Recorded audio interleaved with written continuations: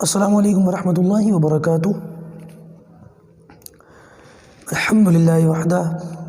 والصلاة والسلام علی من لا نبی بعدہ، اما بعد، اعوذ باللہ من الشیطان الرجیم، بسم اللہ الرحمن الرحیم۔ یا ایھا الذین آمنوا کتب علیکم الصیام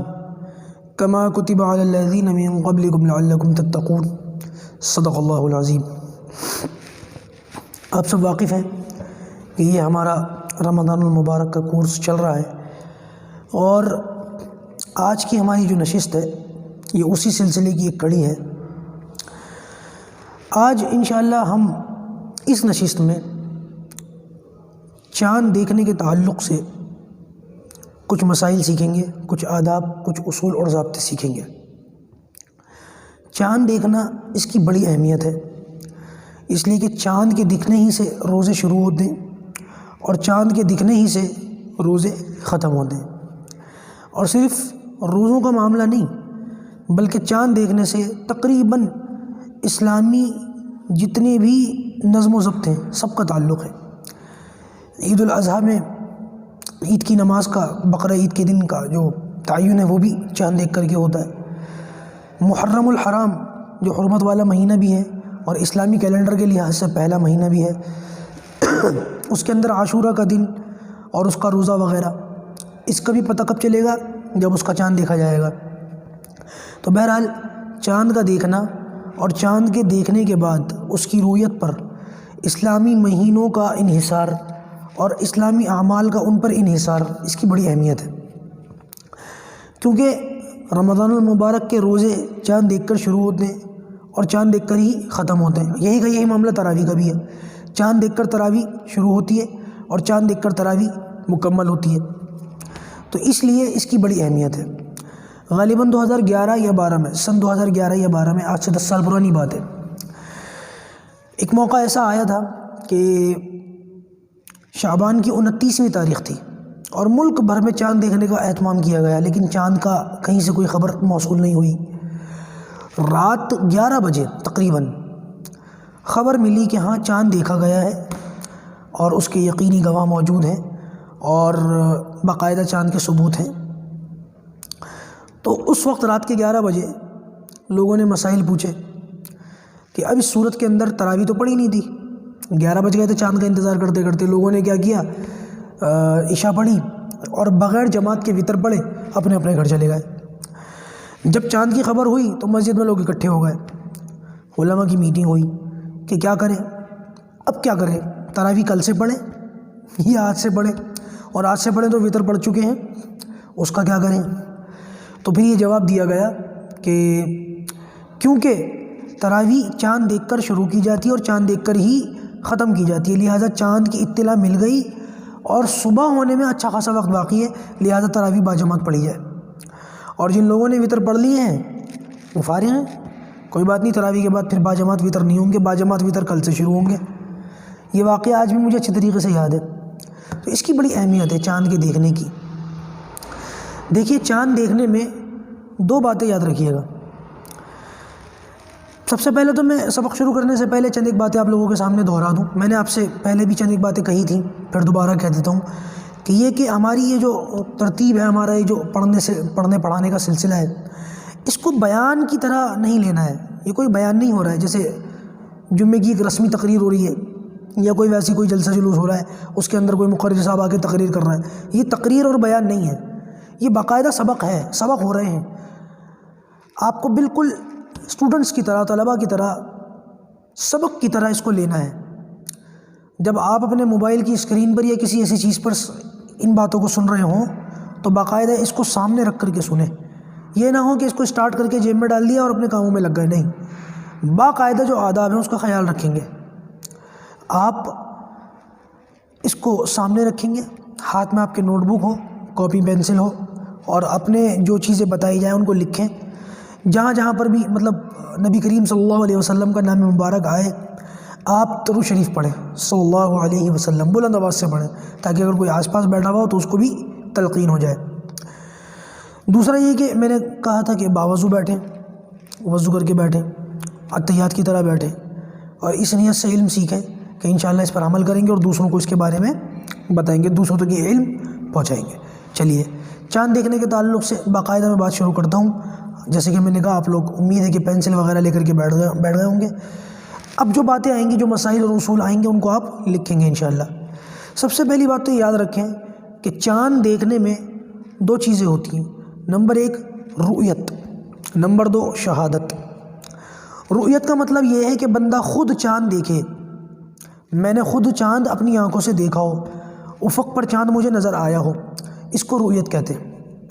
اور دوسرا یہ کہ میں نے تو چاند نہیں دیکھا لیکن کسی اور شخص نے چاند دیکھا ہے اور اس نے چاند دیکھنے کی گواہی دی ہے، اس بات کا باقاعدہ اس نے قاضی کے سامنے کھڑے ہو کر کے کہا ہے کہ ہاں میں نے چاند دیکھا ہے، تو یہ ہوتی ہے شہادت۔ رؤیت کے مسائل الگ ہیں، شہادت کے مسائل الگ ہیں، دونوں کے احکام بھی الگ ہیں، دونوں کے معاملات بھی الگ ہیں۔ انشاءاللہ مختصر طور پر دونوں ہی کے تعلق سے آج کے سبق میں آپ حضرات کے سامنے میں چند ایک باتیں عرض کروں گا۔ اللہ تعالیٰ مجھ کو صحیح کہنے کی اور ہم سب کو اس پر عمل کرنے کی توفیق عطا فرمائے۔ ہمارے یہاں پر بہت سارے لوگوں کو آج کل جدید دور ہے، ظاہر سی بات ہے جدید مسائل بھی آتے ہیں، جدید ذہنیت ہے، جدید علوم کا سامنا ہے، جدید ماحول کا سامنا ہے، تو جدیدیت لوگوں کی طبیعتوں میں آ جاتی ہے، بعض مرتبہ جدت پسندی آ جاتی ہے، اور اس کو دیکھ کر بعض مرتبہ لوگ پھر مسائل پوچھتے پوچھتے مشورہ دینا شروع کر دیتے ہیں۔ ایسا لگتا ہی نہیں ہے کہ یہ مسئلہ پوچھ رہا ہے یا مشورہ دے رہا ہے، بلکہ کبھی کبھی تو ایسا لگتا ہے کہ نہیں مسئلہ نہیں پوچھ رہا ہے، رائے دے رہے ہیں شریعت کو کہ شریعت کو ایسے نہیں ایسا ہونا چاہیے۔ ٹھیک ہے، ہمارے پاس بہت سارے علوم ہو، لیکن وما اوتیتم من العلم الا قلیلا، ہمارے پاس جو علوم ہیں وہ محدود ہیں، شریعت کامل ہے، شریعت کے اندر جتنی باتیں ہیں وہ مکمل ہو چکی ہیں، اگر ہماری سمجھ میں نہیں آ رہی تو ہماری سمجھ کا پھیر ہے، شریعت کے اندر کمی نہیں ہے۔ مثال کے طور پر رؤیت کے تعلق سے، چاند دیکھنے کے تعلق سے بہت سارے لوگ آج اس بات کو کہتے ہیں کہ بھائی چاند کا دیکھنا کیا ضروری ہے، چاند کو دیکھنے کی کیا ضرورت ہے، کیوں نہ فلکیات کے جو ایسٹرونومیکل جو بھی معاملات ہوتے ہیں ان کا حساب لگا کر اور ان کے حسابوں پر عمل کر کے چاند کو ڈکلیئر کر دیا جائے کہ ہاں بھائی ان حسابوں کے تحت آج چاند ہوا ہے، چاہے نظر نہ آیا ہو، بس یہ جو ہمارے حساب ہیں، یہ ہمارے تجربے کی روشنی میں ہم نے حساب کتاب لگائے ہیں، ان حساب کتاب کو سامنے رکھ کر کے چاند کا اعلان کر دیا جائے، چاہے چاند نظر نہ آتا ہو۔ اس کا مطلب یہ ہوا کہ چاند نظر بھی آ جائے، آنکھوں سے دکھ جائے، لیکن حساب کتاب کے مطابق فٹ نہ بیٹھتا ہو معاملہ، تو یہ ڈکلیئر کرنا پڑے گا کہ چاند نظر نہیں آیا، نظر آنے کے بعد بھی یہ مطلب ہو گیا۔ تو بھائی یہ بات یاد رکھنا کہ چاند کے افق پر موجود ہونے اور چاند کے افق پر نظر آنے دونوں میں فرق ہے۔ چاند ہر وقت افق پر موجود ہوتا ہے، یہ بات ہو رہی ہے وہ ہر وقت نظر نہیں آتا ہے۔ اگر کوئی شخص یہ کہے کہ چاند کے افق پر موجود ہونے کی وجہ سے فیصلے ہونے چاہیے یا ہمارے حساب و کتاب کی روشنی میں جدید اصولوں کی بنیاد پر فیصلے ہونے چاہیے، تو چاند تو افق پر ہر وقت موجود ہوتا ہے، اس میں دیکھنے کی کیا تخصیص رہ گئی، وہ تو 27-28 تاریخ کو بھی موجود ہوتا ہے۔ اگر کوئی شخص اچھا جو ہے ایسٹرونومی کا ماہر ہو اور حساب و کتاب سے واقف ہو اور اس کو صحیح جگہ کا پتہ ہو کہ ہاں اس وقت چاند میرے حساب و کتاب کی روشنی میں یہاں اس جگہ موجود ہے اور چاند اس وقت بالکل یہی ہے، بالکل ایگزیکٹ جگہ بتا دے، پوائنٹ بتا دے کہ چاند یہیں پر ہے، تو اس سے دیکھنے کی ضرورت ہی نہیں رہ جاتی، پھر تو چاند 27 تاریخ کو بھی ہو جائے گا، پتہ چلا اگلے دن سے شوال شروع ہو گیا، اگلے دن سے رمضان شروع ہو گیا۔ تو چاند کا موجود ہونا اس میں کوئی کمال کی بات نہیں ہے، بلکہ چاند کا موجود ہونے کے بعد نظر آ جانا یہ کمال کی بات ہے۔ ایک اہم سوال جو لوگ ہم سے پوچھتے ہیں کہ بھائی سعودی میں چاند پہلے کیوں ہو جاتا ہے نا، دنیا کے کچھ ملک ایسے ہیں اب کہ جنہوں نے باقاعدہ سعودی کی رؤیت پر اعتبار کر لیا ہے، اب سعودی میں چاند ہو جاتا ہے تو وہ اپنے یہاں بھی چاند کا اعلان کر دیتے کہ ہمارے یہاں بھی چاند ہو گیا۔ ایشیا کے بہت سارے ممالک ایسے ہیں، حتیٰ کہ ہمارے یہ ہندوستان بھی، یہاں پر بھی سعودی کے عام طور سے 1 دن کے بعد چاند ہوتا ہے۔ تو لوگ یہ بڑا سوال پوچھتے ہیں کہ ایسا کیوں ہے، بلکہ بہت سارے لوگ تو میں نے کہا نا مشورہ دیتے ہیں، بہت سارے لوگ تو یہ مشورہ دیتے ہیں کہ کیا ضرورت ہے اگلے دن چاند دیکھنے کی زحمت اٹھانے کی، بس سعودی نے اعلان کر دیا، سعودی کے اعلان کے مطابق تم بھی اس کو فالو کر لو، سعودی میں تراویح شروع ہو جائے تم بھی تراویح شروع کر دو، یہ کیوں نہیں ہوتا؟ وہی والی بات کہ اپنی سمجھ پر شریعت کو پرکھنے کی کوشش کرتے ہیں۔ میں انشاءاللہ اس پر بھی آؤں گا، اس کا بھی جواب دوں گا، پہلے کچھ باتوں کو صاف کر دوں۔ دیکھیے چاند کا دیکھنا الگ الگ مہینوں میں اس کے الگ الگ احکام ہیں، لیکن رمضان کا اور عید کا چاند دیکھنا یہ فرض ہے۔ رمضان کا چاند دیکھنا، عید کا چاند دیکھنا یہ فرض ہے، اس لیے کہ فرض عبادت یعنی کہ روزے کا شروع کرنا اور روزے کا چھوڑنا اس چاند کے اوپر ہی ہے، لہٰذا یہاں پر چاند کا دیکھنا جو ہے وہ فرض ہے، لیکن فرض عین نہیں ہے۔ یہ نہیں ہے کہ جتنے امت کے اندر مسلمان مرد اور عورت موجود ہیں سب کے اوپر چاند کا دیکھنا ضروری ہے، نہیں، فرض کفایہ ہے۔ فرض کفایہ کی تعریف یہ ہوتی ہے کہ اگر امت کے کچھ لوگ اس کو ادا کر دیں تو ساری امت کی طرف سے وہ کافی ہو جائے گا۔ لہٰذا جو اس کے ماہر ہوتے ہیں، جن کو اس کا تجربہ ہوتا ہے، جنہوں نے باقاعدہ اس کے اصول اور ضابطے پڑھے ہوتے ہیں، پھر وہ اس کا باقاعدہ جو ہے وہ نظم و ضبط رکھتے ہیں، اس کی کوشش کرتے ہیں، چاند دیکھتے ہیں۔ امت کو عام طور پر بھی اپنے اپنے چھتوں کے اوپر یا کسی اونچے مقام پر چڑھ کر باقاعدہ چاند دیکھنے کا اہتمام کرنا چاہیے۔ میری آپ لوگوں سے درخواست ہے کہ یہ ایک سنت ہے جو ہمارے یہاں بہت کم ہو چکی ہے۔ ہمارے یہاں کیا ہوتا ہے 29 یا 30 تاریخ تو خیر کنفرم ہی ہوتی ہے، 29 تاریخ کو جب کنفرمیشن نہیں ہوتی، کچھ نہیں پتہ ہوتا کہ چاند ہوگا نہیں ہوگا، بجائے اس کے کہ اونچی جگہ پر کھڑے ہو کر سنت کی نیت سے چاند دیکھنے کا اہتمام ہوتا، لوگ موبائلوں پر واٹس ایپ چلانا شروع کر دیتے ہیں، ایک دوسرے کو پوچھنا شروع کر دیتے ہیں چاند ہوا نہیں ہوا، تم ہو جائے تو مجھے بتا دینا۔ خود چاند دیکھنے کا اہتمام کرنا چاہیے، سنت ہے، مٹی ہوئی سنت ہے، اور مٹی ہوئی سنتوں پر عمل کرنے کا مطلب یہ کہ 100 شہیدوں کا اجر ملے گا آپ کو۔ تو یہ نہیں کہ صرف موبائلوں کے اوپر ایک دوسرے کی خیر خبر لیں، بلکہ خود بھی چاند دیکھنے کا اہتمام کریں۔ چاند نظر نہ آئے وہ ایک الگ سی بات ہے، کیا پتہ چاند نظر بھی آ جائے، لیکن آپ کو چاند نظر نہ آنے پر ثواب کا مسئلہ نہیں ہے، چاند نظر آئے یا نہ آئے آپ دیکھیں گے تو آپ کو اجر ملے گا انشاءاللہ۔ تو یہ عید کا جو چاند ہوتا ہے، رمضان کی 29ویں تاریخ کی 30ویں تاریخ کو چاند دیکھنا، اور یہ جو شعبان کا چاند ہوتا ہے جس سے روزے شروع ہوتے ہیں، رمضان کا چاند، ان دونوں چاندوں کو دیکھنا یہ فرض کفایہ ہے، اس کا اہتمام کرنا چاہیے۔ ہمارے یہاں اس کا عام طور سے آج بڑا چھوڑ دیا ہے معاملہ ہم لوگوں نے۔ ایک سوال لوگ پوچھتے ہیں کہ کیا دوربین سے، بڑے ٹیلیسکوپ سے چاند دیکھنا صحیح ہے؟ اور بعض مرتبہ لوگ سوال پوچھتے ہیں کہ جہاز یا ہیلی کاپٹر سے چاند دیکھنا کیسا ہے؟ میں دونوں باتوں کا ایک کر کے جواب دیتا ہوں۔ کوئی شخص جو ہے وہ دوربین سے یا بڑے ٹیلیسکوپ سے اگر چاند دیکھنے کی کوشش کرتا ہے تو علماء نے اس کی اجازت دی ہے، دیکھ سکتا ہے، اور اگر دوربین سے چاند نظر آ جائے تو اس چاند کا اعتبار بھی ہوگا، کیونکہ دوربین کی حیثیت چشمے کی سی ہے، جیسے ہمارا چشمہ ہے۔ چشمہ کیوں ہوتا ہے؟ تاکہ کسی کی اگر نظر خراب ہو، کسی کی آنکھیں خراب ہوں تو چشمے کے ذریعے سے وہ اس کو جو ہے وہ دور اور پاس کا جو ہے وہ صحیح سلامت نظر آئے۔ دوربین کی حیثیت بھی ایسی ہے، بس ایسی کوئی دوربین نہ ہو، اگر کوئی ایسی دوربین ایجاد ہو گئی کہ چاند افق پر نظر نہیں آ رہا، مطلب موجود تو ہوتا ہے جیسے میں نے بتایا تھوڑی دیر پہلے، لیکن نظر نہیں آ رہا اور وہ چھپ گیا، مغرب میں جا کر کے چھپ گیا، اور ایسی کوئی ایکس رے والی جو ہے وہ دوربین ایجاد ہو گئی کہ چھپنے کے بعد بھی چاند نظر آ جاتا ہے، تو پھر اس دوربین کا اعتبار نہیں ہے۔ نارمل دوربین جو ہوتی ہے اس سے چاند اگر قریب سے ہونے کی وجہ سے آسانی سے نظر آ جاتا ہے تو پھر اس کا اعتبار کیا جا سکتا ہے زمین پر بیٹھے بیٹھے۔ رہا یہ کہ جہاز سے چاند دیکھنا اور ہیلی کاپٹر سے چاند دیکھنا، تو میرے بھائی سب سے پہلے تو یاد رکھیں جو چاند دیکھنے کا جو جہاز وغیرہ سے چاند دیکھنے کا سلسلہ ہے، یہ کوشش کرنا کسی اسلامی حکومت کے اندر کہ بھائی باقاعدہ چاند دیکھنے کے لیے جہاز اڑائے جائیں گے اور اس میں لوگوں کو بٹھایا جائے گا اور وہ اوپر جا کر کے چاند دیکھیں گے، یہ طریقہ درست نہیں ہے۔ نبی کریم صلی اللہ علیہ وسلم کے زمانے مبارک اور خلفائے راشدین کی سنت یہی ہے کہ اپنے مقام پر بیٹھے ہوئے افق پر چاند دیکھنے کی کوشش کریں۔ اس کے لیے باقاعدہ یہ انتظامات کرنا کہ ہیلی کاپٹروں میں نکل جاؤ، جہازوں میں نکل جاؤ اور اوپر جا کر کے چاند تلاش کرو، یہ طریقہ درست نہیں ہے۔ ہاں، اگر کوئی شخص اتفاقی طور پر پیسنجر تھا، ہوائی جہاز میں بیٹھا ہوا تھا اور اس کو چاند نظر آ گیا اور وہ نیچے آ کر کے گواہی دیتا ہے کہ میں نے چاند دیکھا اتفاقی طور پر، تو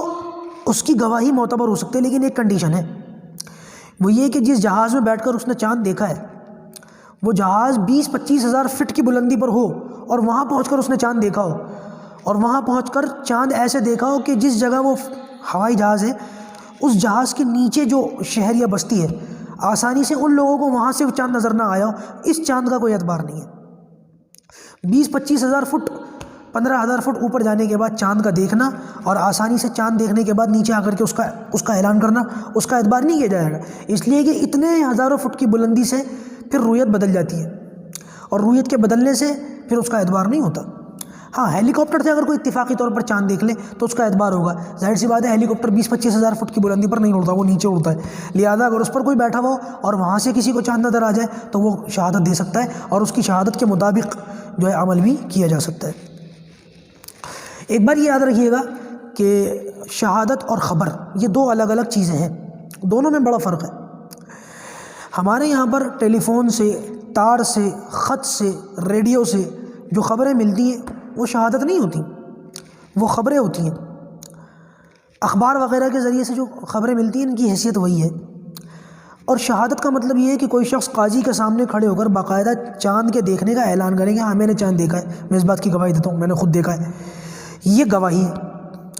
اور یہ فرق اسلام کے اندر بھی ہے اور دنیا داروں کے اصولوں میں بھی ہے کہ خبر الگ چیز ہوتی ہے، شہادت الگ چیز ہوتی ہے۔ مثال کے طور پر آپ دیکھیں دنیا کے اندر بہت سارے معاملات ہوتے رہتے ہیں اور ان معاملات کو اخباروں میں بھی لایا جاتا ہے، یہ جو ٹی وی نیوز ہیں، الیکٹرانک میڈیا، اس کے اوپر بھی دکھایا جاتا ہے۔ یہ سب خبریں ہیں، ہے نا، کتنی پختہ اور یقینی کیوں نہ ہو لیکن خبریں ہیں۔ اگر کہیں کوئی کیس چل رہا ہو جج کے سامنے، سپریم کورٹ کے اندر، اور کوئی وکیل یہ کہے کہ فلاں خبر آئی تھی، میں اس خبر کو بنیاد بنا کر آپ کے سامنے گواہی کے طور پر پیش کرتا ہوں، تو جج اس کو ایکسیپٹ کرے گا؟ نہیں کرے گا، کیونکہ وہ گواہی نہیں ہے۔ گواہی کا مطلب یہ ہے کہ گواہ جج کے سامنے اپنے ہوش و حواس میں خود کھڑا ہو کر جو بھی معاملہ ہوا ہے اس کی آنکھوں دیکھا حال اپنے منہ سے بیان کرے، اس کو گواہی کہتے ہیں۔ تو خبریں الگ چیز ہیں، گواہی الگ چیز ہے۔ خبروں کا اعتبار نہیں ہوتا، گواہی کا، شہادت کا اعتبار ہوتا ہے۔ یہاں یہ بات یاد رکھیے کہ جو شخص چاند دیکھے اور چاند دیکھنے کے بعد رؤیت ہلال کمیٹیاں الگ الگ بنی ہوئی ہوتی ہیں الگ الگ شہروں میں، وہاں جا کر کے پھر اپنے مقام پر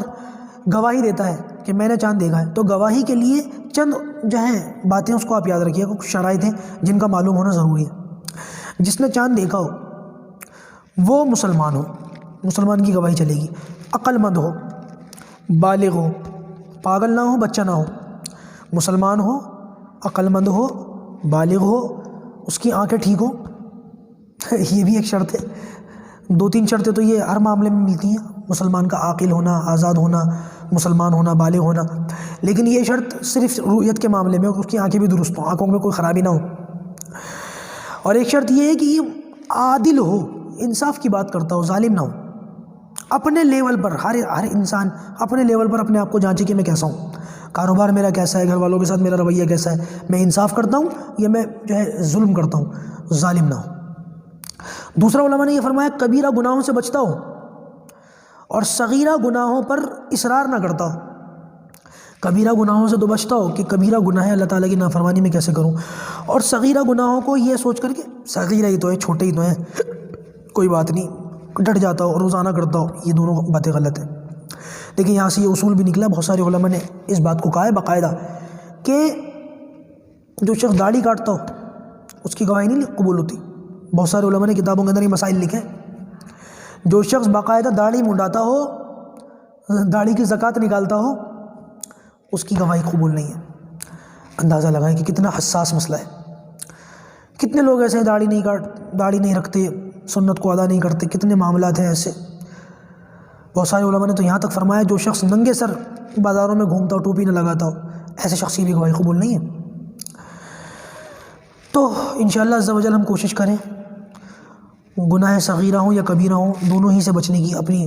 سنت کو ادا کرنے کی، داڑھی وغیرہ کا جو سنت ہے اس پر عمل کرنے کی، اور اپنی ٹوپی وغیرہ لگا کر پھر بازاروں میں گھومنے کی انشاءاللہ۔ تو بہرحال گواہ کا جو ہے میں یہ کہہ رہا تھا کہ اس کا مسلمان ہونا، عاقل ہونا، بالغ ہونا، اس کی نظروں کا ٹھیک ہونا، اس کا عادل ہونا، اور اس کا گناہوں سے بچنا، یہ ساری شرائط ہونا اس کا ضروری ہے۔ ایک شرط اور بھی ہے، وہ یہ کہ وہ قاضی کے سامنے کھڑے ہو کر گواہی دے۔ اس کی گواہی جب ہی معتبر ہوگی جب وہ قاضی کے سامنے کھڑے ہو کر کے خود گواہی دے۔ دوسرا یہ کہ گواہی دیتے وقت گواہی کے الفاظ استعمال کرے کہ میں گواہی دیتا ہوں، یہ الفاظ استعمال کرے۔ اور تیسرا یہ کہ گواہی دیتے وقت وہ اس بات کا اقرار کرے کہ جو گواہی میں دے رہا ہوں اس کا میں چشمدید گواہ ہوں، میں نے اپنی آنکھوں سے دیکھا ہے، سنی سنائی خبروں کی میں بات نہیں کر رہا، جو گواہی میں دے رہا ہوں میں اپنے آنکھوں سے دیکھ کر بیان کر رہا ہوں۔ یہ کچھ شرائط ہیں گواہی کے، اور چاند کی جو گواہی ہے اس کے اندر بھی ان باتوں کا خیال رکھا جاتا ہے۔ بعض علماء نے فرمایا کہ 5 وقت کا نمازی بھی ہو، بھائی شرائط تو پھر بہت ساری ہیں لیکن دیکھا جائے کہ ہمارے یہاں ان پر کتنا عمل ہوتا ہے، اللہ حفاظت فرمائے۔ 100 میں شاید 5 لوگ ایسے نکلے، ہمارے معاشرے کی اس وقت یہ حالت ہے۔ تو یہ کچھ شرائط ہوئی۔ دوسری بات یہ کہ لوگ سوال پوچھتے ہیں کہ یار ریڈیو سے جو خبریں ملتی ہیں یا ٹیلی فون وغیرہ سے جو خبریں ملتی ہیں کہ فلاں جگہ چاند ہو گیا، ہوتا ہے نا، آدمی کو چاند تو نظر آتا نہیں، اور علاقے میں بھی قریبی لوگوں سے پوچھتا، علماء سے پوچھتا چاند دیکھا، قریبی لوگ کہتے نہیں چاند تو نظر نہیں آیا، لیکن آس پاس کے شہروں سے، آس پاس کے صوبوں سے خبریں مل رہی ہوتی ہیں، فلاں جگہ چاند دیکھا گیا، فلاں جگہ چاند دیکھا گیا۔ اب تو واٹس ایپ کا زمانہ ہے، تو وہ چاند کی تصویریں بھی آ جاتی ہیں، بلکہ اللہ حفاظت فرمائے جھوٹی تصویریں بھی آ جاتی ہیں، پچھلے سالوں کی تصویریں، پچھلے مہینوں کی تصویریں کہ یہاں یہ میں نے چاند دیکھا، حالانکہ حقیقت کچھ بھی نہیں ہوتی۔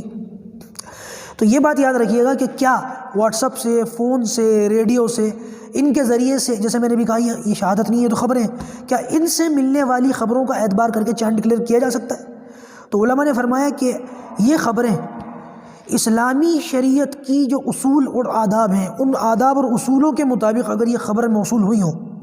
اور یہ خبریں اتنی زیادہ ہوں کہ ان کا جھٹلانا جو ہے، یعنی کہ تواتر کے ساتھ ہر طرف سے خبریں مل رہی ہوں، تو پھر اس کے مطابق آپ چاند کا اعلان کر سکتے ہیں، اس کی اجازت ہے۔ بس یہ دیکھ لیں کہ اصولوں کے مطابق، آداب کے مطابق یہ چیزیں آئی ہیں یا نہیں۔ اگر اس کے مطابق نہیں ہے تو پھر جلد بازی نہ کریں۔ بعض مرتبہ ہوتا کیا ہے، چاند دیکھنے والے کا تو پتہ نہیں ہوتا کسی نے چاند دیکھا ہے، لیکن افواہ پھیلی ہوئی ہوتی ہے چاند ہوا ہے، چاند ہوا ہے، ہاں بھائی چاند ہوا ہے، ہاں چاند ہوا ہے، ہاں بھائی تم نے چاند ہوا ہے، ہاں بھائی ہوا ہے، کسی نے دیکھا ہے؟ کوئی ہے ہی نہیں، کوئی چاند دیکھنے والا نہیں ہے، خبر پھیلی ہے کہ چاند ہوا ہے، اس خبر کا اعتبار نہیں ہے۔ تو بھائی جہاں معتبر لوگ ہوں، پتہ ہو ان کے بارے میں کہ ہاں یہ جھوٹ نہیں بولیں گے، یا ان کو کسی نے بتایا ہے یہ معتبر آدمی ہے، تو پھر ان کی بات کا اعتبار کیا جا سکتا ہے، لیکن بغیر کسی گواہ کے بات کا اعتبار کرنا درست نہیں۔ ایک سوال یہ بھی ہے کہ بعض علاقے ایسے بھی ہیں، ہوں گے دنیا میں، کہ جہاں چاند غروب ہی نہیں ہوتا، ہر وقت نظر آتا ہے، تو ان علاقوں میں چاند دیکھنے کے کیا احکام ہو سکتے ہیں، اور چاند دیکھنے کے بعد کی جو عبادت ہیں ان کا کیا حکم ہو سکتا ہے؟ تو علماء نے فرمایا کہ جن علاقوں میں چاند ڈوبتا ہی نہ ہو، غروب ہی نہ ہوتا ہو، ان علاقے کے لوگوں کو چاہیے کہ اپنے قریب کے وہ علاقے جہاں پر چاند طلوع اور غروب ہوتا ہو، ان کی رؤیت کے مطابق اپنے یہاں فیصلہ کریں۔ وہاں پر چاند ہو جائے تو خود بھی جو ہے چاند کا اعلان کر دیں، اور وہاں چاند نہ ہو تو خود بھی چاند کا اعلان نہ کریں۔ ان کے قریب کے قرب و جوار میں جو علاقے ہیں اس کے مطابق وہ لوگ فیصلہ کریں گے۔ ایک سوال یہ اٹھتا ہے کہ ایک شخص ہے، جیسے کہ میں نے بتایا شرطیں ہیں چاند دیکھنے والے کی، اس کی شہادت کب قبول ہوگی۔ اب خدا نخواستہ مان لیجیے کوئی شخص ایسا ہے کہ اس نے چاند دیکھ لیا اور اس کے اندر یہ شرائط نہیں ہے، وہ ظالم ہے، گناہ گار ہے، داڑھی وغیرہ نہیں رکھتا، اللہ معاف کرے کچھ اور خرابیاں بھی اس کے اندر ہیں، جس کی وجہ سے اس کی گواہی قبول نہیں ہوئی، اور یہ بندہ اکیلا ہے کہ اس نے پورے شہر میں اکیلے نے چاند دیکھا ہے، اس کی کوئی بات ہی نہیں مان رہا، وہ لوگوں سے کہہ رہا ہے میں نے چاند دیکھا ہے، لوگ کہہ رہے ہیں چل بے چل تو اسی طرح کی باتیں کرتا ہے، تیرا کیا بھروسہ، تو جھوٹا ہے۔ اور ایسا ہوتا ہے کبھی کبھی جھوٹ بولنے والا سچ بولتا ہے، لیکن جھوٹا ہونے کی وجہ سے اس کی بات کا کوئی اعتبار نہیں کرتا۔ اب وہ قاضی کے سامنے پہنچ گیا گواہی دینے، قاضی نے بھی اس کا معاملہ کیا، جانچ پڑتال کی، تو قاضی نے بھی اس کی بات کا اعتبار نہیں کیا، لیکن اس نے چاند دیکھا ہے، تو لہٰذا علماء نے فرمایا ایسی صورت میں یہ کیا کرے؟ تو یہاں علماء نے فرمایا اگر یہ رمضان کا چاند ہے، شعبان کا جو چاند ہوتا ہے نا، اس سے روزے شروع ہوتے ہیں، 29ویں تاریخ تھی شعبان کی، اور چاند اس کو نظر آ گیا اور کوئی بھی اس کی بات نہیں مان رہا، تو پورا شہر مان لیجیے اس کی بات نہیں مان رہا، اور شعبان کی 30 تاریخ سمجھ رہا ہے، اور روزہ نہیں رکھا کسی نے، لیکن یہ روزہ رکھے، پورا شہر افطار کر رہا ہو، کھانا کھا پی رہا ہو، لیکن یہ روزے سے رہے گا۔ اور سیم کنڈیشن عید کی ہے، مان لیجیے کہ رمضان کی 29ویں تاریخ تھی، اور ایسے شخص نے چاند دیکھ لیا جو جھوٹ بولتا ہے، یا اس کے اندر جو ہے دینداری نہیں ہے، اور جھوٹا ہونے کی وجہ سے یا غلط ہونے کی وجہ سے اس کی کوئی بات نہیں مان رہا، اور اس نے چاند دیکھا ہے شوال کا، اور اس نے قاضی کے سامنے بھی پہنچنے کی کوشش کی، قاضی نے بھی اس کی بات کو رد کر دیا، لیکن اس نے چاند دیکھا ہے، تو ظاہر سی بات ہے کہ اب اس کو پتہ ہے کہ آج شوال کی 1 تاریخ ہے اور رمضان کی لوگ 30ویں تاریخ سمجھ رہے ہیں، تو لوگ کیا کر رہے ہیں، 30واں روزہ سمجھ کے روزہ رکھ رہا ہے۔ تو علماء نے فرمایا یہ چاند دیکھنے کے باوجود یہ نہ ہو کہ یہ بھی جو ہے یہ روزہ چھوڑ دے، بلکہ یہ بھی روزہ رکھے۔ اب دیکھیں رمضان کا چاند ہوا تھا تو لوگ روزے سے نہیں ہے، لیکن یہ روزہ رکھے گا، لوگوں کا ساتھ چھوڑ دے گا، لیکن عید کا چاند ہوا تھا تو یہاں لوگوں کا ساتھ نہیں چھوڑے گا، اصول ہے، شریعت کے مسائل ہیں، اب کتنی لچک ہے دیکھیے، کتنی باریکی ہے۔ رمضان کے اندر تو یہ روزے رکھے گا، یہ روزہ رکھے گا چاہے پورا شہر جو ہے وہ روزے سے نہ ہو، لیکن عید کے اندر معاملہ الٹ ہے، لوگ روزے سے ہو تو یہ بھی روزے سے ہوگا، اس کو افطار کی اجازت نہیں ہے۔ دوسری بات یہ کہ بعض علاقوں میں ایسا ہوتا ہے کہ بھائی وہ پورا دن انتظار کیا، 29 تاریخ کو چاند کی کوئی خبر نہیں ملی، پھر اگلا دن لگ گیا، دوپہر کو 12 یا 2 بجے خبر ملی کہ بھائی چاند ہوا تھا،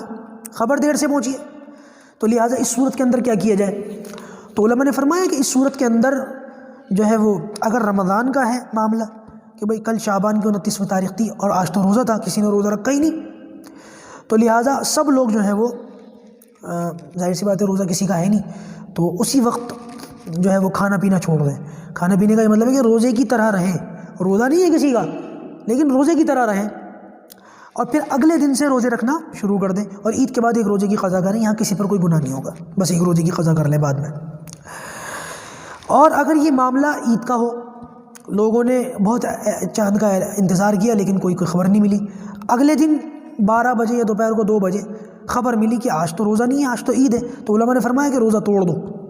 اب عید کی نماز کا وقت تو نکل گیا لیکن روزہ توڑ دو اور سب لوگ کھائیں اور پئیں. اور اگلے دن جو باسی کا, عام طور سے دوسرے عید کا جو دوسرا دن اس کو ہمارے یہاں باسی کہتے ہیں, وہ جو باسی کا دن ہے اس دن عید کی نماز پڑھو. تو یہ کچھ معاملات تھے جو میں نے آپ کے سامنے عرض کرے ہیں. اس کے تعلق سے کچھ مسائل ہیں وہ میں آپ کے سامنے عرض کر دوں. سب سے پہلا مسئلہ تو یہی بڑا مشہور مسئلہ کہ سعودی میں اور انڈیا میں یا دنیا کے بہت سارے ملکوں میں سعودی کے مطابق چاند کیوں نہیں ہوتا. پہلا تو یہ کہ چاند کیوں نہیں ہوتا, ایک تو یہ سوال. اور دوسرا یہ کہ اگر چاند نہیں بھی ہوتا تو کیوں نہ ہم ان کی رؤیت پر بھروسہ کر کے اپنے ابھی چاند ڈکلیئر کر دیا کریں. چاند نہ ہونے کی ایک وجہ تو یہ ہے کہ دیکھیے ہمارے یہاں جو ایشیا کے ملک ہیں جیسے ہندوستان ہے, پاکستان ہے, سری لنکا, چائنا, افریقہ بھی اسی میں آتا ہے, سینٹرل ایشیا میں. تو یہاں کے جو ملک ہیں, معاف کیجیے گا, افریقہ کا جو معاملہ ہے وہ سینٹرل ایشیا کا تو ہے لیکن عرب کے ساتھ اس کا معاملہ آسانی کے ساتھ جڑتا ہے. اس کی جو رویت ہے وہ عرب کے قریب ہونے کی وجہ سے اس کا اعتبار عرب کے ساتھ ہوتا ہے. ہندوستان اور پاکستان جو بنگلہ دیش اور یہ جو ہمارے یہاں کے جو ملوک ہیں ان کا معاملہ الگ ہے, ان کی رویت الگ ہے. بات دراصل یہ ہے کہ ہمارے یہاں پر سورج پہلے ڈوبتا ہے اور ہمارے یہاں اور سعودیہ کے یہاں سورج کے ڈوبنے کا اور دن کے ختم ہونے کا جو فرق ہے وہ 2 سے 2.5 گھنٹے کا ہے. ہندوستان میں سورج پہلے ڈوب جاتا ہے اور وہاں پر سورج 2 گھنٹے کے بعد ڈوبتا ہے. عام طور سے چاند جب اپنے افق سے باہر آتا ہے تو ہندوستان میں مغرب ہو چکی ہوتی ہے اور یہاں پر چاند دیکھنے کا جو ٹائم ہے وہ نکل چکا ہوتا ہے. اور ابھی چاند نکلا ہے, پیدا ہوا ہے, اور وہاں پر جب مغرب ہو جاتی ہے تو چاند اچھا خاصا ظاہر ہو چکا ہوتا ہے, تو لہٰذا وہاں چاند پہلے نظر آ جاتا ہے. یہ ہے مسئلہ. اور ہمارے یہاں پر کیونکہ چاند نظر نہیں آیا ہوتا, چاند پیدا نہیں ہوا ہوتا اور اپنے افق سے باہر نہیں نکلا ہوتا, اس لیے نظر نہیں آیا ہوتا, تو لہٰذا پھر ہمارے یہاں اس کے اگلے دن جو اچھا خاصا چاند ظاہر ہو چکا ہوتا ہے پھر اس پر اعتبار ہوتا ہے. عام طور سے ہوتا ہے, صحیح ہے, اور اسی پر عمل کرنا بھی چاہیے. دوسرا یہ کہ سعودی کی رؤیت پر بھروسہ کر کے ہمارے یہاں پر کیوں نہیں چاند ڈکلیئر کیا جاتا, تو یاد رکھیے گا رؤیت پر اعتبار ہوتا ہے. رؤیت کہتے ہیں, دیکھیں شریعت کے اندر الفاظ ہیں بلاد بعیدہ, بلاد قریبہ, یہ 2 الفاظ ہیں. بلاد بعیدہ اور بلاد قریبہ کہتے ہیں ان کو. بلاد بعیدہ کہتے ہیں اس کو کہ وہ دوسرا شہر یا وہ دوسرا ملک جہاں پر عام طور سے چاند ہوتے ہوئے 1 آدھ دن کا گیپ ہو جاتا ہو, عام طور سے ہو جاتا ہو. اور سعودی میں اور ہمارے یہاں عام طور سے ایسا ہوتا ہے کہ چاند ہوتے ہوئے عام طور سے 1 دن کا گیپ ہوتا ہے, ضرور ہوتا ہے. کبھی کبھی تو یہ گیپ 2 دن کا بھی ہو جاتا ہے, ہوتا ہے. تو ہوتا کیا ہے کہ جن 2 ملکوں میں یا جن 2 شہروں میں چاند کے ہونے میں عام طور سے 1 آدھ دن کا فرق پڑتا ہو, یہ بلاد بعیدہ کہے جاتے ہیں. ان کی رؤیت ایک نہیں سمجھی جائے گی کبھی. بلاد قریبہ یعنی کہ وہ 2 شہر یا وہ 2 ملک جن کی رؤیت عام طور سے ایک سمجھی جاتی ہو. ایک سمجھی جاتی کا کیا مطلب ہے کہ عام طور سے چاند ان دونوں ملکوں میں یا ان دونوں شہر و صوبوں میں ایک ساتھ نظر آتا ہو. عام طور سے اس میں 1 دن کا گیپ نہ آتا ہو, کبھی کبھی 1 دن کا گیپ آ جاتا ہو, عام طور سے نہ آتا ہو. تو لہٰذا یہ بلاد قریبہ ہیں. بلاد قریبہ کے اندر اگر ایک شہر میں چاند دکھ جائے تو دوسرے شہر میں اس کا اعتبار کر کے چاند ڈکلیئر کر دیا جائے گا, چاہے اس دوسرے شہر میں چاند نظر نہ آیا ہو. لیکن عام طور سے ان کی رؤیت ایک سمجھی جاتی ہے تو لہٰذا ان پر اعتبار کر لیا جائے گا. یہ مسئلہ ہمارے ہندوستان اور سعودی کے اندر ہے, ان کی رؤیت ایک نہیں سمجھی جاتی اور عام طور سے اس میں فرق ہوتا ہے. تو لہٰذا سعودی کی رؤیت پر بھروسہ کرتے ہوئے ہمارے یہاں چاند کا ڈکلیئر کرنا صحیح نہیں ہے. بلکہ اللہ حفاظت فرمائے, بعض لوگوں سے تو یہاں تک پتہ چلا کہ سعودی کے اندر اس کو لے کر بڑی بے احتیاطی ہے. وہ چاند کی رؤیت پر بھی شاید اعتبار نہیں کرتے, ان کے اپنے کچھ اپنے بنائے ہوئے اصول اور ضابطے ہیں, ان اصول اور ضابطوں کے مطابق وہ لوگ چاند کا اعلان کرتے ہیں. واللہ عالم کتنا صحیح ہے کتنا خبر, یہ میری بھی بات نہیں ہے, میں نے بھی کچھ لوگوں سے سنا ہے سعودی جا کر کے واپس آنے والے لوگوں سے, وہی صحیح جھوٹی سچی جھوٹی ان کے ذمے, میری یہ بات نہیں ہے, لیکن پتہ نہیں ہو سکتا ہے کرتے ہوئے اس کام کو, واللہ عالم. تو لہٰذا یہاں پر یہ بات واضح ہو گئی. دوسرا یہ کہ ایک لوگ کبھی کبھی یہ سوال پوچھتے ہیں کہ شریعت مطہرہ کے جو احکام ہیں اس کا تعلق چاند کے کیلنڈر کے ساتھ ہے, سورج کے کیلنڈر کے ساتھ کیوں نہیں ہے؟ محرم, صفر, ربیع الاول, ربیع الاخر, یہ چاند کے مہینے اس پر اعتبار ہوتا ہے. سورج کے جو مہینے ہیں انگریزی مہینے جنوری, فروری, مارچ, اپریل, اس کے مطابق کیوں نہیں ہوتے؟ کیا وجہ ہے؟ اللہ تعالیٰ نے اگر اس کے مطابق کر دیا ہوتا تو ظاہر سی بات ہے اگر اللہ تعالیٰ نے کر دیا ہوتا تو شاید پھر ایسے لوگ پیدا ہو جاتے کہتے کہ اس مہینے اور چاند کے مہینے کے حساب سے، سوال تو باقی رہتا نا۔ ابھی لوگ چاند کے مہینوں کے مطابق عمل کر رہے ہیں، سورج کے مہینوں کے مطابق سوال کر رہے ہیں۔ اگر اللہ تعالیٰ الٹ کر دیتا تو یہ لوگ الٹی بات کرتے کہ سورج کے مہینوں کے مطابق کیوں ہو رہا ہے، چاند کے مہینوں کے، تو یہ تو ایک رہا جو اعتراض ہمیشہ باقی رہے گا، ختم نہیں ہوگا۔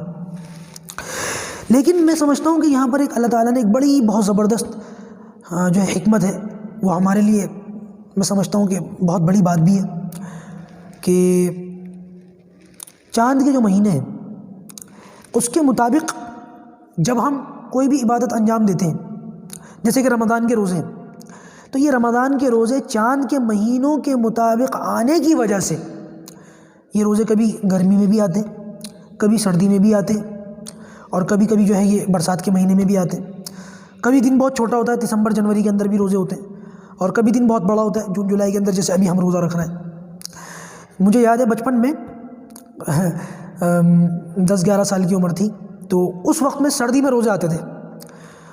تو میرے ابا مجھے بتاتے تھے، میرے والد صاحب، کہ بیٹا بچپن میں ہم ایسے گرمیوں میں روزے رکھتے تھے کہ ان گرمیوں میں اتنی بری حالت ہو جاتی تھی کہ سر پر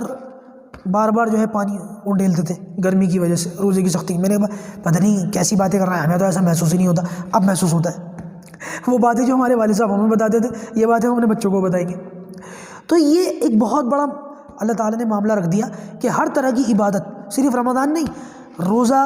حج اور ہر طرح کی عبادت جن کا تعلق قمری مہینوں کے ساتھ ہے، ان کا ذائقہ ہر مہینوں میں آ جاتا ہے، ہر طرح کے موسم میں آ جاتا ہے۔ کبھی کبھی حاجی گرمیوں میں بھی حج کرتے ہیں،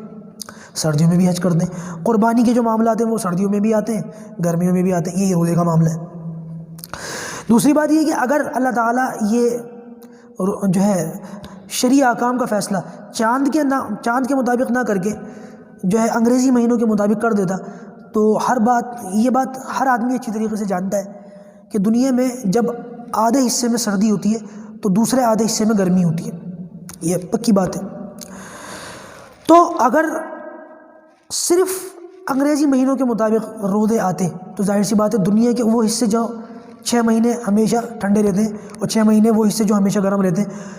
یہ بیچارے جو ٹھنڈی والے ہیں یہ ہمیشہ ٹھنڈ میں ہی روزے رکھتے ہیں،